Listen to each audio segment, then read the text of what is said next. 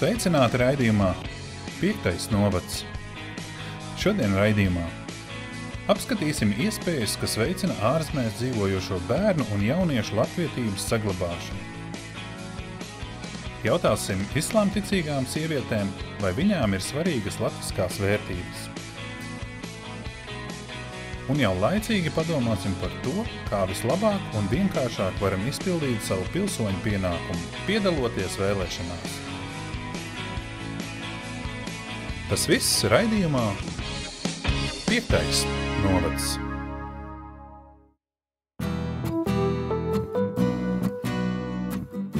Latviskā izglītība diasporā sākas ar nedēļas nogalas skoliņām, kuras pēdējos gados ir sadzimušas kā sēnes pēc lietus. Jaunās skoliņas, kurās ārzemēs dzīvojošo tautiešu bērni apgūst pirmās latviešu valodas prasmes, ir izkoņojušās no jaundzimušo autiņiem, un tagad tās iet pretīm nākamajam posmam – klasifikācijai, par ko iestājas Eiropas Latviešu apvienība. Kad skolotāji, kad viņi iesāks darboties šīs nedēļas skoliņās, viņam tā patīkās, jo viņam tā sirdslieta ir. Pēc 2 vai 3 gadiem viņi tā kā pazūda, tas entuziasms pazūda. Viņi domā, kāpēc mēs to darām? Kurš mums, teiksim, dod to atzinību, ka mēs kaut ko darām? Atzinības rakstīja viena lieta. Tas ir super uz 1. gadu vai 2. gadu. Bet tiešām, kur ir tas novērtējums? Un tādēļ bija tā doma, ja mēs varam, teiksim, kopā ar Izglītības un zinātnes ministriju dabūt tā sadarbību. Un tā pirmā sadarbība būtu dabūt to vīziju kopā. Un tāpēc vīzijas būtu tā klasifikācija, kad mēs faktiski arī kaut ko darbojamies par labu priekš Latvijas pašas. Tas varbūt ir priekš emigrācijas, vai atkal, kad bērni atgriežas uz Latviju, cilvēki zina, kurā līmenī viņi ir. Tagad, ja mēs darbojamies kopā, arī mēs varētu dabūt otru lietu, kad Izglītības zinātnes ministrija mūs atbalsta, un tas varētu būt finansiāli. Tādēļ tā klasifikācija varētu būt. Pirmā klasifikācija, ka mēs piekrītam pie tā Izglītības zinātnes ministrijas plāna kopā ar diasporas plānu. Otrā klasifikācija var būt, kad mazliet viņi tā kā seko to mācības programmu, kas ir izstrādāts priekš tā plāna. Un trešais var būt, ja skoliņi grib eksistēt un darīt, ko viņi vien grib, labi. Bet tad, ja tā pirmā klasifikācija, tad Izglītības zinātnes ministrijai būtu jādomā par atalgošanu skolotājiem. Nedēļas nogalas skoliņas nenoliedzami ir laba lieta, bet tajās pārsvarā gadījumos mācās mazi bērni, jo tīņu vecuma jauniešiem tās šķiet garlaicīgas. Mēs redzam ar visām skoliņām apmēram līdz 12-13 gadu vecuma bērni iet un tad izbeidz. Un tūlīt pēc tā laika notikās tā asimilācija. Es domāju, tā lieta, ko jūs darat īrijā, darāt, teiksim, tādu intensīvs kurs, ko jaunieši var satikties uz nedēļu vai 2 nedēļām, tā ir super ideja. Ir tikai 3 iespējas, kā jauniešos saglabāt latvietību, un pirmkārt tā ir ģimene. Tomēr vecākiem tas nav viegls uzdevums. Ir samērā grūti, protams. Ja vecākiem jāmācās ir angļu valoda un bērniem jāmācās latviešu valoda, tas ir tāds ceļš runga ar 2 galiem. Tur ir vecākiem jāizlem prioritāti. Bērniem saglabāt šo latviešu valodu vai nesaglabāt, ir plānos atgriezties vai nav plānos atgriezties Latvijā. Mēs mājās latviski runājam vienalga, bet viņi jau ārpus visu runā angliski. Otra iespēja ir tālmācība. Šādu mācīšanos veidu izmanto daudz ārzemēs dzīvojošie. Rīgas 1. tālmācības vidusskolā šobrīd mācās no ļoti dažādām valstīm. Tā ir Kanāda, Zviedrija, Šveice, Amerika, Austrālija un 50 skolēni ir no Īrijas un Anglijas. No katras valsts ir pa 50. Kopumā šī skolā ir šobrīd 540 skolēni. Rīgas 1. tālmācības vidusskolā ir izveidota sava vide e-skola, kurā katram skolēnam ir savs profils. Šī profilā skolēniem tiek pievienotas ieskaitas, mācību materiālu, konsultāciju grafiki, viss nepieciešamais, lai viņš varētu apgūt attiecīgo vielu un pēc tam nokārtot attiecīgās ieskaitas. Tad, kad ir valsts pārbaudas darbi, kas ir noslēgumā, uz tiem gan mums šis viss ir jākārto ir klātienē. Tad jābrauc ir uz Latviju, lai nokārtot lielos eksāmenus, kas ir valsts eksāmeni. Trešā iespēja ir jauniešu nometnes un brīvlaika skolas. Sabiedrības integrācijas fonds jau 2. gadu atbalsta ārzemēs dzīvojošo tautiešu sabiedriskās organizācijas, īpaši tās, kuras pievērsušās jauniešu latviskās identitātes saglabāšanai. Īrijas pilsētā Drokedā tāda nometne notika jau 2. reizi, un to ar Sabiedrības integrācijas fonda atbalstu rīkoja Īrijas Latviešu Nacionālā padome. Paši jaunieši šādu iespēju vērtēja ļoti atzinīgi, lai arī sākotnēji doma par nometni viņos neizraisīja sajūsmu. Nē, es vispār negribēju braukt, man mamma iedod naudu, es tieši brauktu, bet tagad, es pat izdarīšu šito pa brīvu, man patikās. Satiku jau ļoti daudz jaunus cilvēkus, iemācījos latviešu valodu labāk, un ļoti garšīgs vakariņas bija, es to nemelošu. Un skolotājs bija ļoti, ļoti labs arī. Es iepazinos ar daudz jauniem latviešiem, tiešām forši cilvēki, un man palīdzēja sagatavoties Leaving Cert eksāmenam, uzlaboja man latviešu valodu. Man patika, ka tie grupas darbi bija interesanti izdomāts veids, kā mācīties, ka nebija ar grāmatām, bet spēļu veidā. Secinājums ir viens, ja visām labajām iecerēm būs Latvijas valsts atbalsts, valoda diasporā neizmirs, jo liela daļa jauniešu grib mācīties latviešu valodu un saglabāt saikni ar tēva zemi. Saglabātu manu valodu, vai mēs varētu runāt, ka man piedzimst bērni, vai es varētu viņiem iemācīt un runāt. Mazāk cilvēku paliek Latvijā, tas nozīmē mazāk piedzim un nozīmē mazāk runā latviski. Un tas ir labi, ka mums ir latviešu valoda, tas nozīmē, mēs varam mācīties mums radiniekiem, kas būs. Un arī tā, ka mēs ejam Latvijā pie radiniekiem, mums būs tā valoda runāt ar viņiem. Tāpēc es negribu aizmirst savai tautas, no kurienes atnācis. Es negribu aizmirst to valodu. Es nemāku vislabāk runāt, vislabāk rakstīt, vislabāk lasīt. Es nemāku viņā, bet tu vajag iemācīties, taču nevar aizmirst savas tautas. Es gribu latviešu valodu mācīties, lai es varu braukt uz Latviju un runāties ar cilvēkiem latviski un var darbu dabūt. Latvijā, jā? Jā. Ko dara skolotājs, Aksel?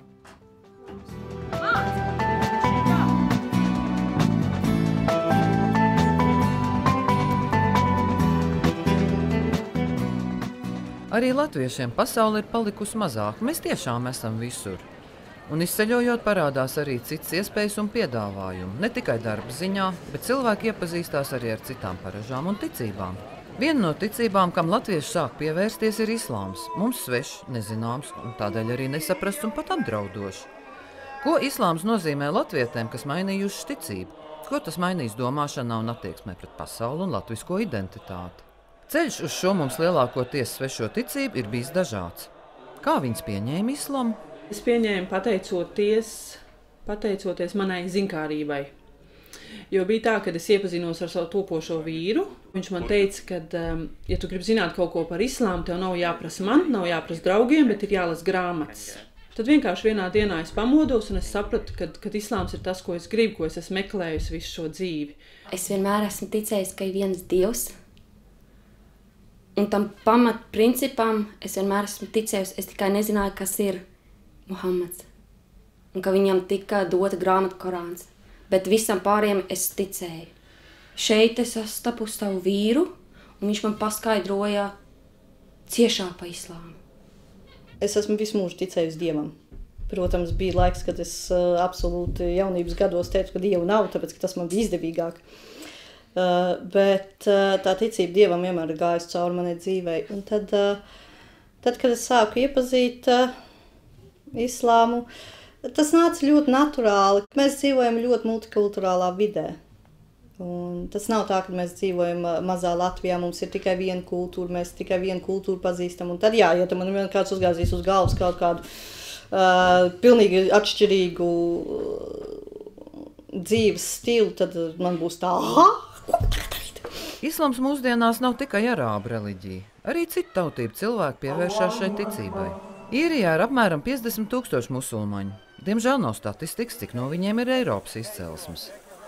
Bet kā un vai islāma pieņemšana maina attieksmi pret savu tautību un mūsu gadījumā Latviju un tur palikušo ģimeni? Aija stāsta, ka viņa nodala arābu kultūru no reliģijas un uzsver, ka viņai ir svarīgi būt latvietei. Viņas vecākais dēls Brendons apmeklē latviešu skoliņu, arī jaunākais Abu Bakars, kad paaugsies, mācīsies latviešu valodu un tradīcijas. Es esmu latvieta, mamma ir latvieta un man vienmēr būs tā saikne ar Latviju. Es ar savu bērniņu runāju latviski, un mājās ar abiem bērniem es runāju latviski tikai, un noteikti ļoti daudz par Latviju mācīsim. Aija kopā ar vecāko dēlu 2 gadus atpakaļ piedalījās īrijas 3x3 nometnē. Un ne tikai kā dalībniece, bet arī kā brīvprātīgā, palīdzot skolotājiem mācīt latviešu valodu, piedaloties ievirzēs un baudot latviešu kultūru visā tās krāšņumā. Es sajūtu ļoti labu attieksmi. Ir bail no latviešiem, jo latviešiem attieksme tomēr ir savādāk pret islāmu, bet 3x3 nometnē es sajūtos kā mājās. Aijas vīrs pakistānietis Faisals, protams, ir musulmanis, bet atbalsts sieva viņas interesēs ir nolēms braukt uz kādu no nākošajām 3x3 nometnēm, kā arī apgūt latviešu valodu. Mācamies ļoti lēnām latviešu valodu, jo ir grūti tomēr, kad tu kļūsi vecāks, ir grūti apgūt valodas. Viņš personīgi grib braukt uz 3x3 nometni, viņš ir bijis Latvijā. Viņš ir interesēts, jā, viņam patīk. Bet kā jau visā, ir arī atšķirīgs viedoklis. Sigits bērni mācās arābu valodu, un viņus nākotnē jaunā sieviete redz kā islamticīgus īrus. Man nav latviskums vispārībā. Tikai tas, kad es runāju latviski. Ja ar latviešiem kopā, tad es jūtos kā latviete. Bet ja es citā valodā runāju, tad es sev zaudēju. Un tas neatkarīgi no ticības. Un atgriešanās Latvijā, es neredzu sev Latvijā. Toties Dats ir pretējās domās. Ģērbšanās stils gan viņu atbrīvoja no kompleksiem, bet būt latvietai Dacei ir svarīgi. Arī viņas musulmaņu draudzenes pārsvarā ir latviešu izcelsmes, jo tas ļauj jaunai sievietei atcerēties dzimteni. Arī kopīgiem spēkiem ierādīt bērniem latviešu valodas prasmes. Protams, ka man ir būtiski tas, ka es esmu latvieta. Mēs nezaudējam savu valodu, pieņemot reliģiju. Mēs nezaudējam savu identitāti, pieņemot viņu. Tas ir kā prievītē, tas pamatdieks, jau viņš visam iet cauri. Protams, tagad jaunajām sievietēm dzīves galvenais virzītājs spēks ir islams, kas nosaka katru dzīves mirkli. Bet vai tiešām latvieta, kas pieņēmuši šo ticību, ir kļuvusi tik atšķirīga? Ja es varētu atļauties, es droši vien Latvijā staigātu tautas tērpā.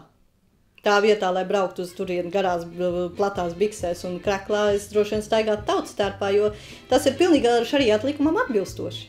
Man ļoti patīk tautas tērpi. Man ļoti viņi patīk, un man patīk tas krāsas salikums un paldas. Kas var būt skaistāks par gariem svārkiem sievietē? Vai latvietība ir atkarīga no ticības un ādas krāsas, jeb tomēr no katra cilvēka pašiekšējās sajūtas? Dats un Aija, kurām šī sajūta ir svarīga, arī turpmāk rūpēsies par savas dzimtās valodas un kultūras saglabāšanu un darīs to jebkuros apstākļos.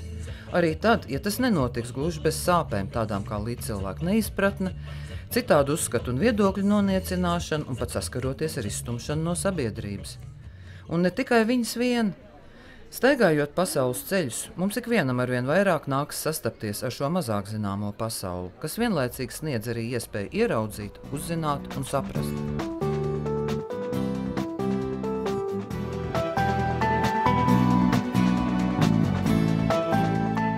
Pilsoniskā aktivitāte.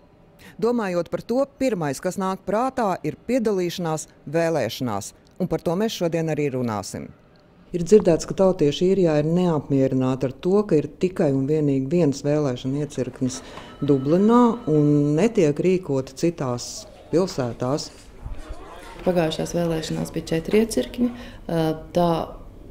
Tā noteikti nav vēstniecības atbildība par iecirkņu skaitu. Jā, tāpēc, ka vēstniecības loma ir būt koordinatoram. Lēmumu par vēlēšanu iecirkņu komisijas izveidu pieņem Centrālā vēlēšana komisija, konsultējoties ar ārlietu ministriju, un tas ir pašu tautiešu rokās izveidot iecirkni, sazināties ar vēstniecību, kā to var izdarīt, un mēs būsim ļoti priecīgi palīdzēt un izdarīt to, bet mēs nevaram paši izveidot iecirkņus bez tautiešu, kas dzīvo īrijā, atbalsta.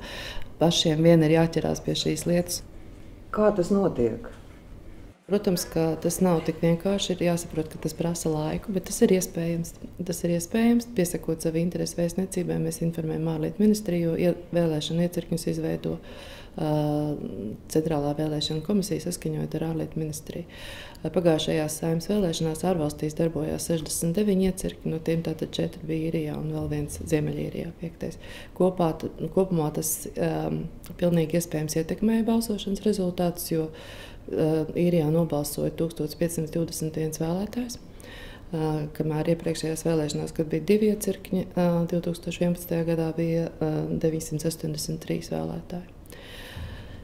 Tomēr pilsoņu līdzaktivitāte un līdzdalība nav liela, jo, ja ņem vērā, ka Īrijā ir pēc vēstniecības aplēsēm 25,000 vai vairāk pilsoņu, tad laika posmā no 2005. gada ir reģistrēti Īrijā dzimuši Latvijas pilsoņu bērni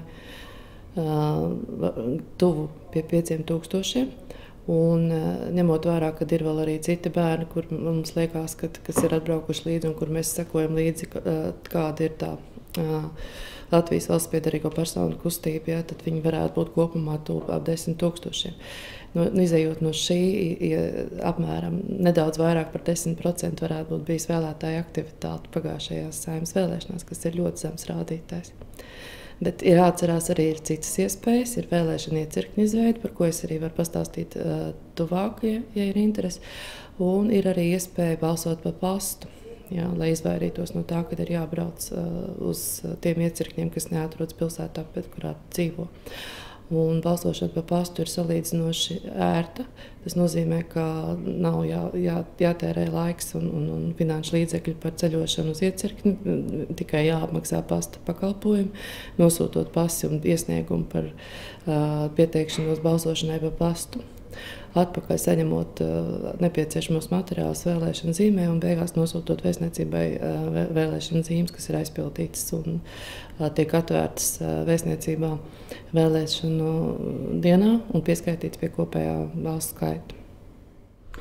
Interesantāks varbūt ir tieši tas fakts, ka šeit Īrijā uz vietas paši tautieši var izveidot savus vēlēšanu iecirkņus. Kā tad īsti var pieteikties jebkura fiziska personība, tai jābūt juridiskai personai? Var pieteikties jebkura fiziska persona, interesantu grupa vai arī biedrība.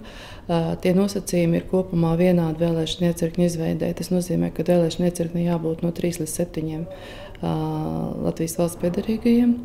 Un viņiem ir jāatbilst tām prasībām, ko ir noteikusi Centrālā vēlēšana komisija, kas arī parasti tiek izstāstīta. Viņiem jābūt vispārēji vidēji izglītībai, viņiem jāpārvalda latviešu valodu, vien dzimtā vai jābūt atbilstošam līmenim valodai. Un ir jābūt vēlmē to darīt. Ja, plus vēl, tie nosacījumi, kas ir noteikti skaidri jau, kurus var sameklēt Centrālās vēlēšana komisijas mājaslapā. Un kas ir ar ko sākt? Tas ir iesniegums, zvans. Kā praktiski tas darbojas? Tā kā vēlēšana iecirkņus ārvalstīs apstiprina Centrālā vēlēšana komisija saskaņot ar ārlietu ministriju, visvienkāršākais droši vien ir sazināties ar vēstniecību, vienalga kādā veidā vai telefoniski vai ar e-pastu un pieteikt šo interesi. Tas ir jādara vismaz pusgadu pirms vēlēšanām. Tāpēc, ka vēlēšana iecirkņi ārvalstīs tiek veidot jau vairākus mēnešus pirms pašām vēlēšanām, un viņi arī uzsāka zināmā mērā darbu sākumā ar informatīviem materiāliem, pēc tam jau darbojoties kā iecirknis un beidzot pēc tam visas nepieciešamās darbības vēlēšana dienā. Tas ir diezgan vienkāršs process, tas nav sarežģīts. Tajā pašā laikā tomēr tas prasīs diezgan daudz laika no tiem, kas to gribēs darīt. Un arī patiesībā finansiālu atbalstu, jo vēlēšanu iecirknim netiek piedāvāts apmaksāt telpas. Tātad ir jāatrod telpas, kas vairāk vai mazāk atbilst vēlēšanu iecirknim, kuras ir tātad norobežotas, kurās var uzlikt vēlēšanu aizsliegņus, lai nodrošinātu balsošanas procedūru, kur var izvietot vēlēšanu urnu un tāpat galdus un darbinieks un iespēju apmeklētājiem to darīt, kā arī kur ir interneta pieslēgums un iespēju uzstādīt datoru, lai varētu iepriekš jau uzinstalēt nepieciešamo balsu sistēmu, ko sauc balsis, lai varētu veikt šo balsu skaitīšanu pēc tam un nekavējoties pēc rezultātu apkopošanas nosūtīt uz Centrālajai vēlēšana komisijai. Tad nākamais ir jābūt izpratnē, ka nevar vairāk mainīt komisiju pēdējā brīdī. Līdz ar to tas lēmums ir ļoti atbildīgs, ja tu esi pieteicies un tu esi sācis un komisija ir izveidot, piemēram, 3 cilvēku sastāvā, tad viņiem tomēr ir jāreikinās, ka viņiem šis darbs ir jāveic un jāpēc arī vēl pēc vēlēšanām, iznīcinot vēlēšanu materiālus, un tas tātad ir projekts diezgan ilgam laikam. Tas, kas tiek nodrošināts vēlēšanu iecirknim, ir iespēja sagatavot budžeta dāmi. Katrām vēlēšanām ir savs budžets noteikts un var iesniegt, teiksim, vai tās ir kancelējas preces vai pasta pakalpojumi vai kaut kādas lietas, ko var uztaisīt dāmi un iesniegt to izskatīšanai Centrālajai vēlēšanu komisijai. Tāpat ir iespēja saņemt atalgojumu par šo. Centrālā vēlēšana komisija piedāvā izvēlēties, vai atalgojums tiks piešķirts, vai arī atteikties no atalgojuma. Un tad tas nozīmē, ka tiek veikta laika uzskaita vēlēšana iecirknī, kas ir arī ne tikai pašā vēlēšana dienā, bet arī iepriekš, kopš vēlēšana iecirknis uzsāk darboties. Un tāpat tiek atliedzināta ēdināšanas izdevuma vēlēšana dienā. Pārējais tātad tehniskais aprīkojums, telpas ir vēlēšana iecirknim jābūt spējīgi nodrošināt patstāvīgi. Vai ir kādas apmācības, jeb arī cilvēkiem, kas vēlas būt par šiem komisijas locekļiem, vai viņiem ir nepieciešama iepriekšēja pieredze? Iepriekšēja pieredze veidojot vēlēšanu iecirkni, protams, ir ļoti noderīga, bet viņi nav obligāti. Ārvalstīs vēlēšanu koordinācija iecirkņos veids vēstniecības, līdz ar to arī Īrijā to dara vēstniecība Dublinā. Visas informatīvos materiālus, instrukcijas, kas nav maz jāatzīst, bet visus šos materiālus vēstniecība nosūta un arī izskaidro, kā praksē tas darbojās, kā dokumenti ir jāizpild, kādi iesniegumi ir jāizpild, kā jāveic reģistrācija, kas jādara laikā līdz vēlēšanu dienai un kas jādara vēlēšanu dienā un nākamajā naktī pēc vēlēšanām, skaitot balsis, ir ļoti detalizēti paskaidrot un vēstniecība ir vienmēr atbalsts, lai to, kas nav varbūt saprasts, varētu paskaidrot, izskaidrot un palīdzēt. Pagājušajās vēlēšanās bija šie vairāk jau paši tautieši organizētie iecirkņi, un kā jūsuprāt viņiem gāja? Mūsuprāt, viņiem gāja labi. Vislabāk to apliecina tas, ka ir rezultāti un viņi nav anulēti, viņi ir spēkā balsošanas rezultāti.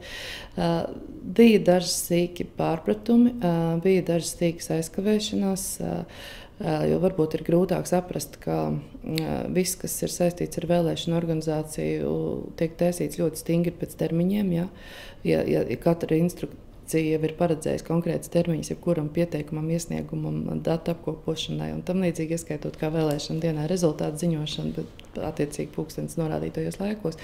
Tad tā varbūt ir viena tāds lielākais izaicinājums, jo cilvēki ir brīvprātīgie un viņiem ir arī citi pamatu pienākumu darbs un citas lietas, kas ir darāmas un visgrūtāk droši vien ir ievērot tieši to punktualitāti, ko pieprasa Centrālā vēlēšana komisija. Jo, ja prasīts ir līdz konkrētam datumam, tad tas nozīmē līdz konkrētam datumam. Ir arī vēl iespēja, par ko Latvijā ir daudz runāts un ko es noteikti atbalstu kā vienu no iespējām, kas varētu vienkāršot balsošanu tiem, kas pastāvīgi dzīvo ārvalstīs, tā ir elektroniskā balsošanas sistēma. Laikā no 2012. gada, kad ievies personas apliecības, Īrijā vien ir saņemtas gan arī 5000. Protams, tas ir mainīgs skaitlis, tāpat Latvijā apliecības tiek pazaudēts vēl kaut kas, bet aktivizēt elektronisko parakstu, lai varētu piedalīties vēlēšanās, patiesībā ļoti vienkārši. To var izdarīt arī ar vēstniecības palīdzību, to var izdarīt Latvijā, arī tiem, kuriem šobrīd šajā kartē elektroniskā paraksta nav. Un tas varbūt būtu ļoti pozitīvs risinājums tam, kā iesaistīt vēl papildus vēlētājus bez liekiem papildus izdevumiem, laiku un naudas ziņā. Un balsošana pa pastu? Balsošana pa pastu var izveidot iecirknis jebkurš, piesakoties tajā brīdī, un parasti Dublinā viņš ir viens, jo tas nozīmē nosūtīt pasi pa pastu, pievienojot iesniegumu, kad vēlas piedalīties balsošanai pa pastu. Pasi tiek nosūtīti atpakaļ ar izdarīto atzīmi par piedalīšanos vēlēšanās un informatīviem materiāliem un vēlēšanu zīmēm, kurus pēc tam ir attiecīgi izdarot savu izvēli, ir jānosūta atpakaļ vēstniecībai un balss tiek saskaitīts kopā. Tātad tie ir tikai pasta izdevumi. Nu, lūk, lai izpildītu savu pilsoņu pienākumu, ir vairāk varianti, kā mēs varam nobalsot. Un, ja jūs jautāsiet man, kuru no šiem variantiem izvēlētos es, tad tā noteikti ir elektroniskā balsošana. Un es pieņemu, ka diasporas latviešu lielais vairums to izvēlētos. Kāpēc mēs par to runājam tagad, kad līdz vēlēšanām vēl ir tik daudz laika? Protams, tāpēc, ka šīm vēlēšanām ir pienācīgi jāsagatavojas gan vēlētājiem diasporā, gan arī Centrālajai vēlēšanu komisijai. Šodien raidījums izskanējis, tiksimies atkal citā reizē. Visu labu!